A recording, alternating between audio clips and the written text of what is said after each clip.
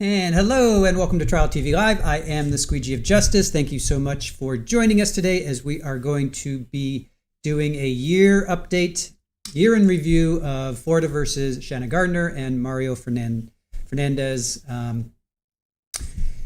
The upcoming trial, it was supposed to be in December, but that's been obviously pushed down the road because here we are entering the end of September. Yesterday.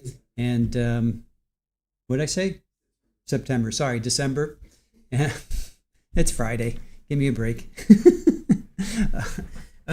Yes, it was supposed to be in September, and here we are in the middle of September. Sorry, I'm trying to get my seat right here. This trial was supposed to start in December, and here we are in the middle of December, and it has been kicked down the road. So, welcome in everybody. Jenny G, good to see you. Debbie, Granny Debbie, thank you for joining us. Crazy Mary Jo, good to see you. Moonchild, Jill, Gracie, Camille, good to see you guys. Or Camilla, I should say. Sorry about that. Allie B, Marlene, good morning. Good morning. Welcome in. Green-eyed cat, Iowa backyard. Let's see, you had snow flurries turned into squalls and then the blizzard. Wow. Schools kept kids home. Wow. That's pretty intense. Hope you're okay. Seems like you are. Radioactive, good morning to you. Thank you for joining us today. Kimbers, good to see you. Hope you're doing well. Jenny Lynn, good morning to you.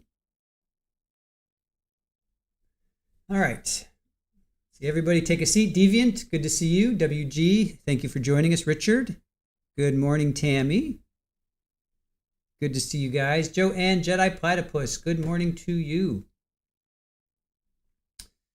All right, you guys. So, we're going to talk about Shanna Gardner and Mario Fernandez-Saldana. So, Jared Bridegan is the victim. He was 33. He was married to Shanna. They were married and they had 2 kids. Then they got divorced, and then Shanna and Mario got married, and then Shanna and Jared were in the middle of a bitter custody battle. Right? Where have we heard this before? So Jared was ambushed. He was driving home. He had his daughter from another marriage in his back seat, and he's driving home. And a tire is in the middle of the road. So he stops, gets out, gets ambushed, gets shot, gets killed. So Shanna was arrested then. So this happened February 16th. So then Shanna was arrested August 2nd of 2023. And then Mario was arrested the next day. So it took him a while. Took him a while to find, to pin it on and to arrest Shanna and Mario. So what we're going to do today is we're going to review everything that's happened in their trial, I should say. So, Kathy, good morning. Lily, good to see you. Thank you for joining us. Green-eyed cat, good morning and happy Friday to you as well. All right, so let me get to my players here, or my video, I should say. Now we got our video. Let me make sure that is on.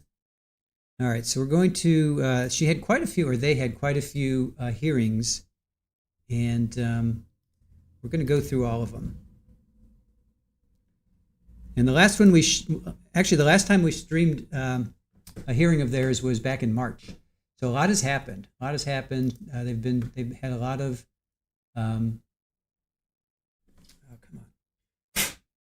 they've had a lot of hearings this year. And we're going to cover all that. But first, I want to, let me find this first. Let's see. Let me see if I can find,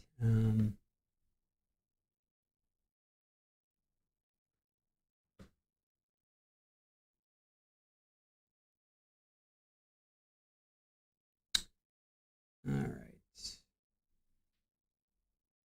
Let's play this. Let's see. All right, we'll play this first. Get some news here first. Kind of give us a idea of what's going on. Come on. It's Friday. My mouse is acting up. All right. So let's watch some news as we like to do, just to kind of set the stage here. Local murder mystery that's now made. All right. So this is from 3 years ago. This is from April 15th, 2022.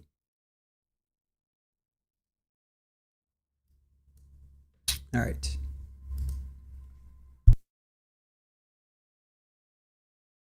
Local murder mystery that's now made national news. Who killed Jared Bridegan? The father was gunned down while trying to get a tire out of the road in Jacksonville Beach while his 2-year-old child sat in the car. News 4 Jax anchor Janice Harris looks at the investigation, which was just featured on Inside Edition today. Janice. Yes, Mary, and this case has been so closely watched by so many in our community for this man as detectives, friends, neighbors, and Bridegan's family hold out hope for an arrest. February 16th, police say he was driving in his car with his 2-year-old when he came upon a tire in the road. Moments later, he was shot and killed. So many memories left behind. 1, 2, 3, go! Him playing hide-and-go-seek with his children, playful moments, and family photos. And now his case is getting national attention. His widow is working hard to get the word out. I want people to know that the murderer's out there. The murderer's probably watching this, and they're living their life, and that's not okay. Before his death, Bridegan's twins from a previous marriage had just been dropped off, and he was taking a routine route home. I actually talked to him on the phone right after he dropped his twins off. And he just told me that they had had a good day. A home security camera picked up gunshots that rang out around the same time that Bridegan was murdered. Bridegan's 2-year-old daughter was in the car when her father was murdered, and she told her mother this. So she'll say, boom, boom, boom, and then she'll say daddy on the ground. So far, no arrests have been made. A possible clue, a blue F-150 pickup truck is caught on a nearby surveillance camera. With each passing day, a reward of $5,000 and of $25,000 is being offered for information leading to the arrest of the murderer or murderers.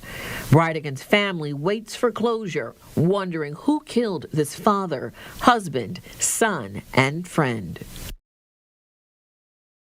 To honor Jared Bridegan on Tuesday, April 19th, a ceremony will be held at South Beach Sunrise Park at 7:15. Tarek? Janice, thanks. All right, Jennifer, I see you asking, was this random or a hit? As it turned out, well, the allegations are that it was a hit. It was a hit carried out by Shanna and Mario.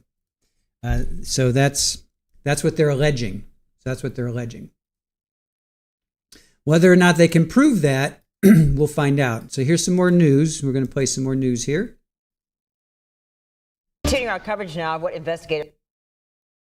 So they're alleging that it was a hit carried out, that they hired a hitman. That's what they're alleging. So.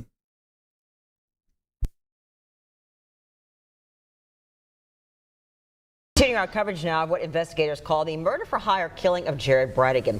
New documents revealed drug and theft violations from behind bars for murder suspect Shanna Gardner. She's accused of plotting to have Bridegan, her ex-husband, murdered in February 2022. Reports dating back to April 2024 show Gardner had a violation for possession of narcotics, unauthorized drugs, and paraphernalia when, the report says, officers found medication in her cell. She got another violation in June, stating she stole from another inmate. Gardner, her second husband, Mario Fernandez, and his former tenant, Henry Tennant, are all awaiting trial in Bridegan's death. So the trial was supposed to be, Lily, the trial was supposed to be in December. but now it's been pushed out. So we're not quite sure if they actually have a trial date or not. So right now we're just kind of reviewing what's happened. Yes. So, okay. Aaron's reminding me that Stamping Up, her family is part of Stamping Up. So if you guys, let me go there. Stamping Up. Okay, so this is, her father is the co-founder of this. This is where she's getting her money from. All right, so this is where she's getting her money from. She's very well off, you know. So this is where her father co-founded this company. You guys may know it if you guys are into arts and crafts and stuff. So this is her father co-founded this. So if you guys are into crafts, this is what her father has.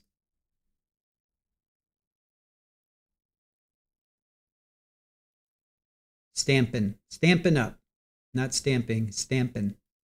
So this is what they're all about.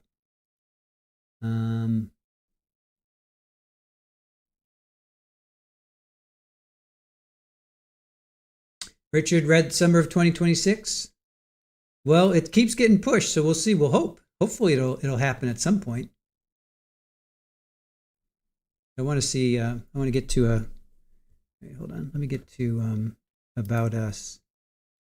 There's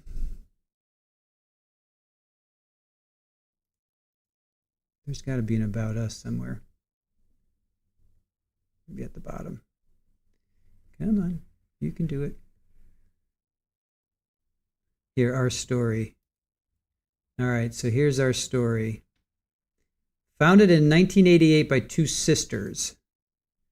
So, Shelley Gardner, co-founder Shelley Gardner appointed her daughter Sarah Douglas. Okay, so Shelley Gardner, maybe that's her mom or her aunt. So, passion for helping others, unique perspective. Stampin' Up has shaped her since childhood. She's now shaping Stampin' Up. Whether you're looking for products to support your paper crafting interests, creative break from life's day-to-day challenges, new friends, and a supportive community, an opportunity to make extra money, or all the above, we invite you to join Stampin' Up family. So interesting, right? So that's where her money comes from. So Vinny's saying it's been pushed to August now. Whew. Wow. Dream Horse, how are you? Yeah, that's her mom. Okay. Good to see you, Dream Horse. Hey, Raj, good to see you. Thank you for joining us. Gordon, apparently she wasn't crafty enough. Right? All right. You know what we did miss? Let me, hold on. Let me, I want to get her arrest. Let's get her arrest.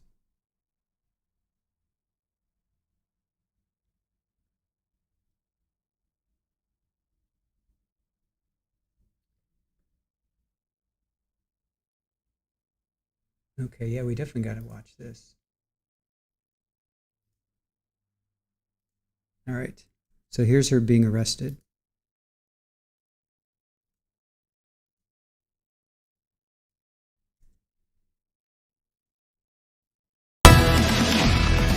Sorry, it always comes blasting in. Sorry, guys. All right, so here's her arrest. Right now at 6 o'clock, this newly released body camera video given to the I-Team shows the moments police in the state of Washington arrested a Jacksonville Beach woman charged in the shooting death of her ex-husband in a murder-for-hire plot. That video from West Richland, Washington shows federal agents arresting 36-year-old Shanna Gardner, taking her into custody at her family's home where she moved following the murder of Jared Bridegan. The 33-year-old father of four was gunned down in Jacksonville Beach after dropping off at her home the twins he shared with her. He had his 2-year-old daughter from his second marriage in his backseat at the time. News for Jax reporter Vic Micolucci shows us the video which recorded the third arrest in this crime.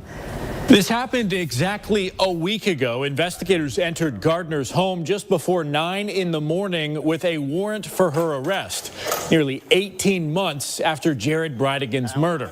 Her mother was out front and her children were inside at the time. They're making contact at the front door right now. This video shows last week's arrest. It's body camera footage from West Richland police officers backing up federal agents with the ATF. We also see one of the detectives from Jacksonville Beach who made the cross-country trip with the arrest warrant. That's Shana Gardner's mother, Shelly, on the bench out in front of the home she and her husband own. I'm here, Shanna. I'm outside. Investigators bring Shana Gardner out. Inside, we can hear the 2 children she shared with Jared Bridegan. The twins are now 11 years old. Where are your jeans, Mom? Gardner remains calm Love you, honey. as authorities take her to the police station. Step out for me. Yeah. We're going to go through these doors. And then the Benton County Jail. There you go. There's no talk about the bizarre and complicated case in this body camera footage. But hours later and 2,800 miles away in Jacksonville, State Attorney Melissa Nelson announced a grand jury indicted Gardner for her ex-husband's murder on charges of first-degree murder, conspiracy and solicitation for first-degree murder, and child abuse. Henry Tenen did not act alone. Mario Fernandez did not plan alone. And Shana Gardner's indictment acknowledges her central and key role in the cold, calculated, and premeditated murder of Jared Bridegan. You're the one to ask. Gardner's husband, Mario Fernandez, has been behind bars since March on the same charges. The couple's tenant, Henry Tenen, confessed to second-degree murder after his arrest in February. Investigators have not released a motive, but News4Jax reviewed divorce documents showing a contentious relationship between Gardner and Bridegan.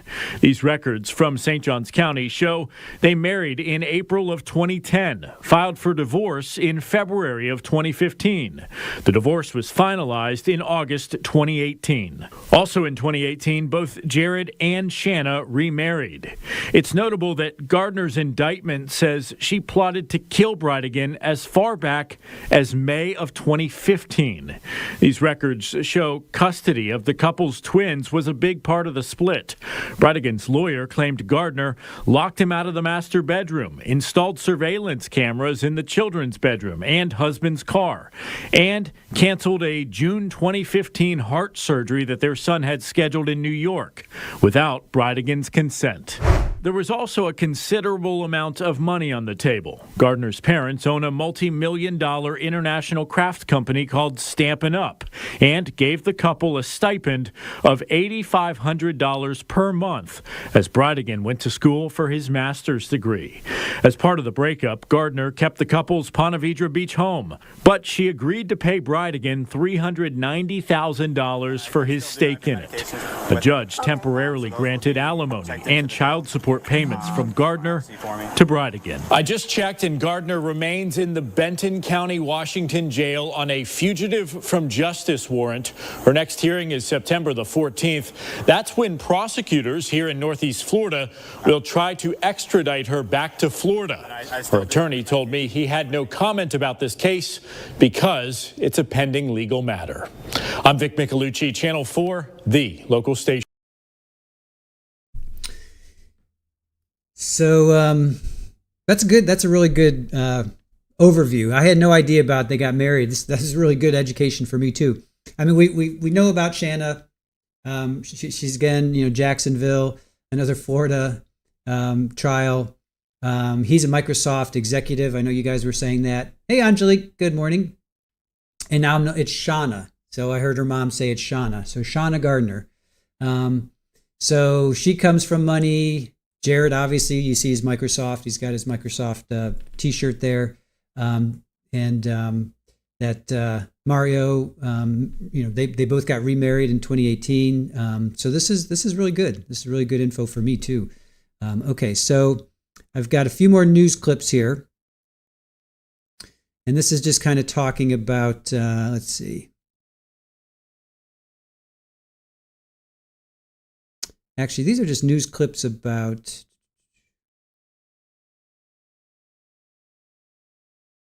All right, I want to play this one.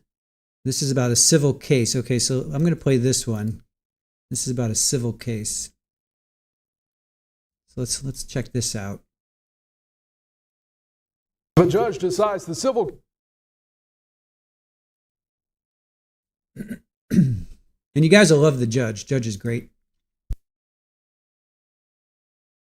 The judge decides the civil case against Jared Bridegan's accused killers, that it will not move forward until we know the outcome of the murder trial. Shanna Gardner and Mario Fernandez are both charged with first-degree murder in Bridegan's alleged 2022 murder for hire. Henry Tenen pleaded guilty to second-degree murder charges.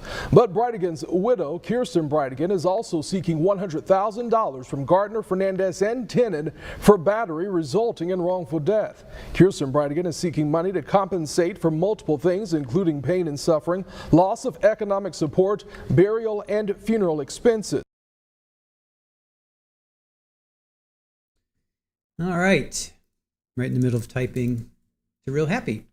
Carolyn, good to see you. Real Happy. Hell Rider, thank you guys for joining us. Andriel, yes, this is the Microsoft. You can see that, right? You can see his shirt. He's wearing the shirt. Yes, he was a Microsoft executive. So.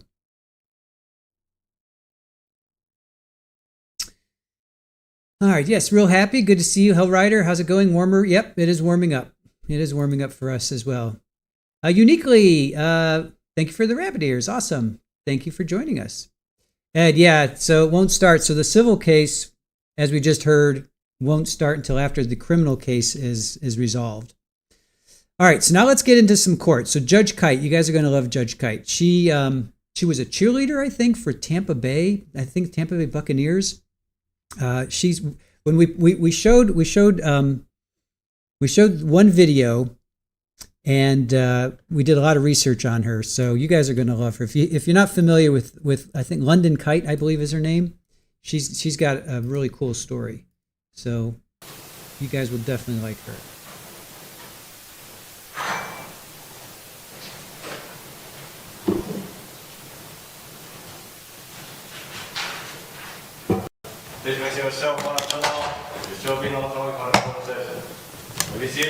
Thank you. Good morning. Good morning. Good morning. Give them just a moment. Is the Zoom situated? Yes, ma'am. Yes, okay. All right. Ready? Good morning, Your Honor. Good morning. Christina Stifler and Mark Khalil on behalf of the state. We're ready to address number 2 on the court's calendar, Mario Fernandez-Saldana.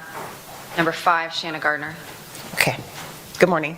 Good morning, Your Honor. Patrick Purdy on behalf of Ms. Gardner, Mr. Baez, and Ms. Peoples are present via Zoom. Thank you. Good morning. Your Honor, Shannon Davis. Good morning. On behalf of Mr. Fernandez with Frank Tassoni. Good morning. So we're here on several motions and also a case management hearing, and I'm interested in y'all's thoughts, but what I thought we could do is, I think it would help in some of the motions that the defense has filed, is to give me understanding of where we're at as far as the discovery, what you all have. Judge, unless there's something that's come up since the time of the filings. Judge, it's our position on behalf of Ms. Gardner, based on the letter sent by Mr. Khalil, that we are at an all stop. A letter? Yes, it was enclosed to Ms. Day's motion that she filed. The one about the reorganization? Yes, Your Honor. And a new drive, that we are at an all stop, Judge. We have made several requests for things that we believe are outstanding. We were supposed to have a deposition of the detective Johns to sort of go over, like. Why don't, hold on. Okay. Let's, why don't y'all have a seat? Okay.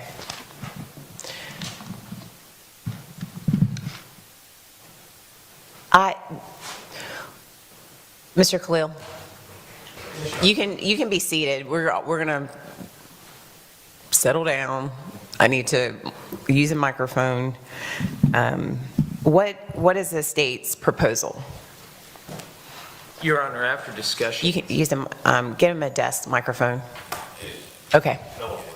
Your Honor, after discussions with counsel and then the state's team, we decided that it would be best that we reorganize. There seemed to have been some confusion as to what exhibits have been tendered, what has been tendered in what format. And so the letter that we sent to counsel was notifying them of our intent to assist the best that we can. We are going to index the discovery that has been previously tendered in all of the prior discovery pleadings so that everybody would be working off the same sheet of music.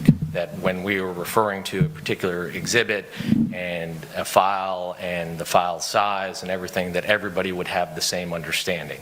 That we are in the process of going through and completing that indexing. My proposal, because I had done it in previous cases where we've had voluminous discovery, is to then provide hard drives with the index and all the materials in the format that are discussed in the index to both counsels, and then also file an exhibit with the court. So even the court, when we're arguing motion hearings, would have the same index and have the same materials that would be available for discussions during the course of the motions. It was our understanding after offline and off-record communications with counsel that this would be of assistance to everybody. The other requests that we had made, because Ms. Stifler was getting requests from multiple parties from both defendants' teams, and then also even receiving communications from defense experts about formats that are being received and things of that nature, that we figured it would be better to create, one, an email box. There was an error in the creation of it, but we've now cured that error. An email box for communications, and then also points of contact, so that we weren't responding to multiple people on multiple sides, so that we would bring some sense of order the best we could. Everybody understands that this is voluminous discovery. This was a suggestion and a proposal that we thought would be the best way to sort of try to bring some organization to it, and we're working towards that effort to do that. And we felt that after discussions with counsel, would be beneficial to both teams, to the state and to the court moving forward, so that everybody was a little bit more organized. This is obviously a very discovery intensive case.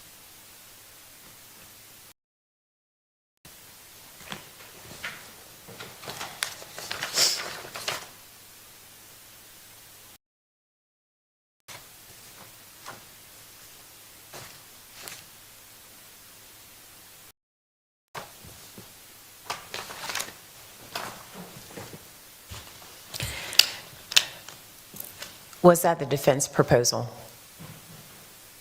You can be seated. No, Your Honor. Use the microphone. No, Your Honor. Well, and in fact, the first time I heard about it was when Mr. Khalil called me to told me that that's the way that they were moving forward. Because from Ms. Gardner's position, it was not. We have concerns. We have spent hundreds of hours going through what's been turned over, and we have complained about both the organization of the discovery, the file titling of the discovery, the duplicative disclosures, the vagueness in the discovery exhibits, and now seemingly we are going to have to go through every single thing again to make sure that what the state now proposes is the version we will use for trial is exactly what we've already reviewed. And there is no way for us to do that without opening up each file and confirming things like the page numbers match, that they are the same files. I mean, Judge, we don't know what we don't have, and we've voiced that several times. We've gotten different files that appear to be the same that are not.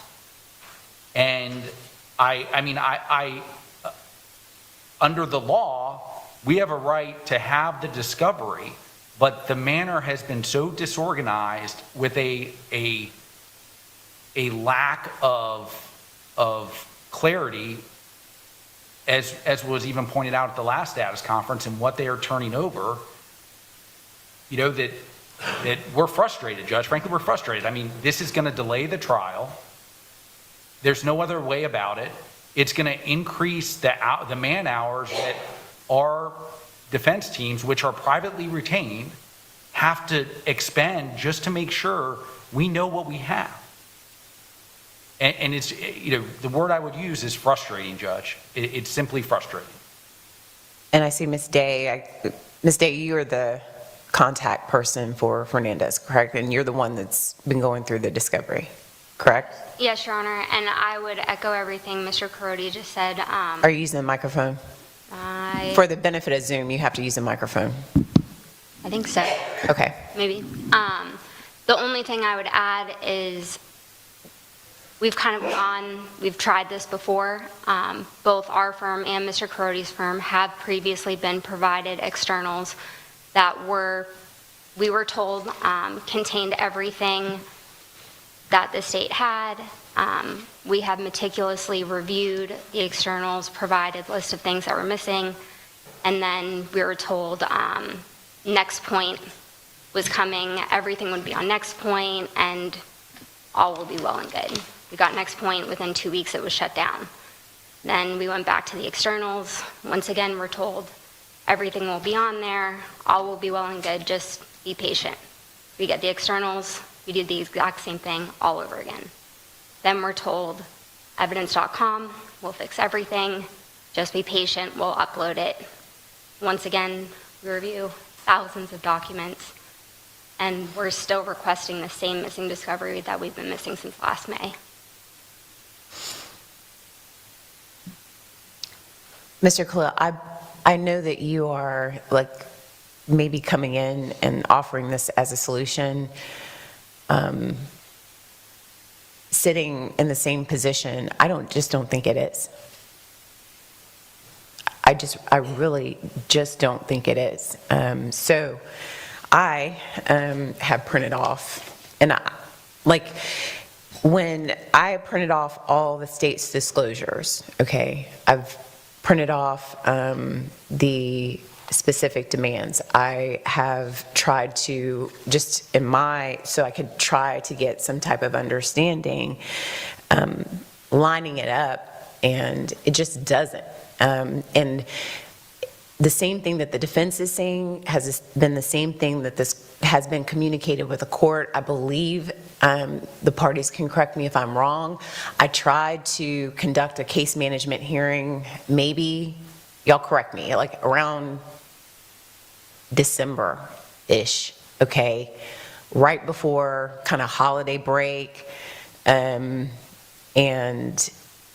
I was told something similar, that hard drives would come in, and I don't necessarily think a hard drive will fix this problem, because I think we're on hard drive number 3, we're on cloud service number 2, and y'all can correct me, I think the defense is objecting to evidence.com because something was inadvertently uploaded yet again. Ms. Gardner's devices were uploaded. Ms. Day informed me that she obtained an unredacted copy of one of Ms. Gardner's cell phones that contains attorney-client communications. It's not going to fix it. So,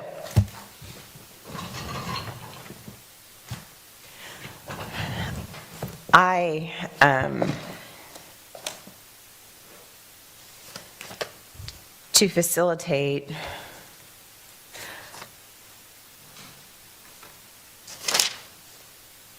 what did y'all do with the hard drives that have previously been given to you? You're just keeping them and you're comparing the two? Judge, it is so voluminous that most of the stuff we have gotten onto our own cloud service, but that's no more than a file share service. And that is at least what Ms. Gardner has done. so that we can share it amongst our team, but we... So you're taking the hard drive that the state has given you and you're uploading it to your own file share service, but so you have now 2 separate kind of electronic... We have hard drives, and then we have working copies, I would say, on the cloud that people can access and review. Okay. And forgive me, y'all have to be patient with me because I don't know / I'm trying to get some type of understanding, okay? So on the hard drive, and I'm gleaning this from a complete overview of what y'all are bringing to the court's attention through motion, and also I'm trying to get an understanding from the state's disclosure, all right? So when you all get the hard drives, how does it correspond to what is in writing by the state? So, and Ms. Day may be better situated to answer. Well, I'll let her. Yeah, but I'll let her take the lead because she's. Let Ms. Day. Yes. Your Honor, the short answer is it doesn't. At all? No. And I have my external, and I'm happy to provide it for the court to review if the court would like.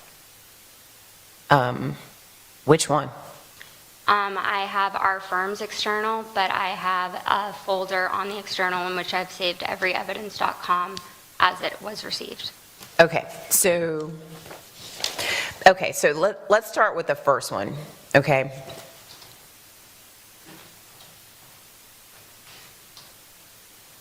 And when you say first one, Judge? The first disclosure, there's one that was filed on November 15th. In Ms.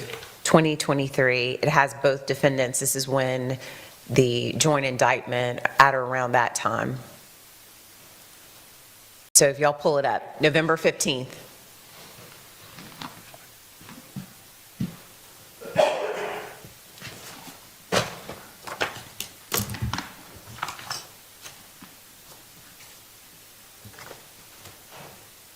So on that particular exhibit, I counted 85 witnesses, category A. Then it is referenced like the different subparagraphs, right? And then there is a Brady disclosure on that particular document. And to my knowledge, while it was written by Mr. Tassoni that the 6th supplement had Brady information in it, but it was not disclosed Brady, right? The 6th supplement. It was just the notes. Are you with me? The notes from Mr. Chipperfield. But it was not disclosed under a Brady paragraph. Correct. But the defense... That was just the transcript, Judge. The notes came... I may be confused 5th or 6th, but the first disclosure regarding Tenon was just... No. I'm on the 6th where they give over yes, Chipperfield's... I understand. Yes, Judge. Okay, but it was not identified as Brady. Yeah. Yes, Judge. It was just notes. Yes, Judge. But what I'm referring to is the writing by Mr. Tassoni, who indicates the defense position is it should have been or is Brady. Yes, Your Honor. Right? But there's only, what I'm asking, okay, is there's only one Brady disclosure that I'm able to see from the state of Florida, and it is contained within November 15th. Right? Yes, Judge.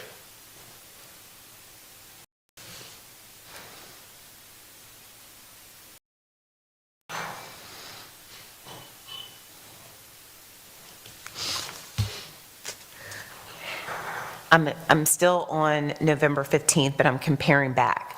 There is a writing by Mr. Tassoni that there was a reference to Tenon's jail calls in this November 15th disclosure, but I could not find it.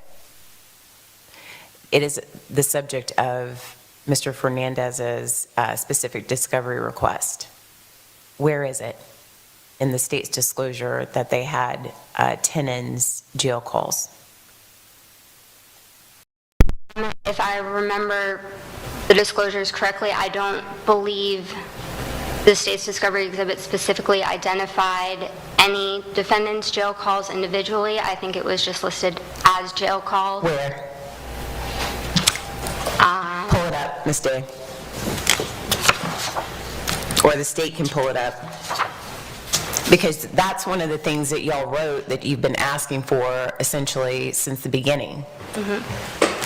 And Your Honor, which pleading are you referring to the last pleading of Mr. Tassoni that was filed 2 days ago? Your Honor, the state would request, we just received the pleading and we would request time to respond in writing. I think that would assist in clarifying this. We're not prepared to address all the issues in that motion today. Okay, I will set aside a different time. Today, I don't necessarily have to hear the motions for sanctions. Today, I can set aside that time. Today, I want to get a full understanding of what just is before y'all start coming up with solutions. And Mr. Khalil, what I'm trying to explain is that this court feels as though if I don't, and then the state then proposes another solution, okay? This is how this case has been going, okay? Which there have been issues brought to this court's attention. I have a relatively short pretrial where everyone says, we have a solution. Then I pass this case off weeks and weeks and weeks, okay, for y'all to get together, for y'all to talk, for y'all to do this, and then what comes of that is more motions, more misunderstandings, more violations of the court's orders, okay? And so my thought is, it may be like, I don't mean to be as methodical, but I've never sat down with y'all. I've never really done this on the record. Every time I ask questions, and I'll give you an example, Ms. Day, if you recall, we were at sidebar, and I thought, I believe it was at the last court date, the state thought that the defense had a searchable a device from the Secret Service. Apparently the state has the ability, with whatever format they have, that they can search, the defense can't. And then you explained to me that what you all were given is if you click on a document, it's a zip file, it takes X amount of time to unzip it, you wait 3 minutes, you wait 20 minutes, you wait 2 hours for it to unzip, and then when you get it, it's some random search on the internet that has nothing to do with anything, and it's a waste of time. It takes us days to download and unzip the files, and oftentimes we open them and it just appears to be computer coding. That's what's going on. So the state thinks that you're giving something usable, and it's not usable. You take issue with that, Ms. Stifler? I think some of the issues Ms. Day has brought to my attention at least have been somewhat user error. So some of her requests that I got... Use the microphone. Some of these requests I've gotten in her most recent, or the letter that I've responded. They have sent me lists via email. I have responded via email, and in the state's first supplemental demand, in an italicized portion of that demand, I responded to their list. Some of the issues she's raised to me, we've discussed at a discovery conference at our office. Some of the platforms of the information for downloads through Axon or Axiom for the computers are HTML based. So if she opens it, the report goes through a web browser. That's just how it works. That's one clarification I wanted to make. As far as the extractions, we've provided to defense counsel our UFDR files, which they can open through Cellbrite. They also requested the raw data, which I made available to Ms. Day to go to Secret Service and get the raw data for her client. For Bias Firm, their expert has been contacting me directly, requesting new copies, first original copies, various formats of different data, and I've complied as best I can to give him what he needs. We have our expert, who is referenced in the letter Mr. Khalil sent, who's going to coordinate with bias firm expert, and if Dreiser Hill has an expert as well, to get them the digital data in the formats that they're requesting. So part of it is they're asking me, they're using terms with me like raw data, and I'm giving them what I believe they're asking for. My expert is gathering all these things in one place on all the devices to give it to them in whatever format that they're actually requiring. So they have both the readable version through Cellbrite and the raw data itself. I don't know which one she's looking at. It sounds like she's looking at the raw data, if that's how it's opening. But we've provided multiple versions in different formats for these things several times.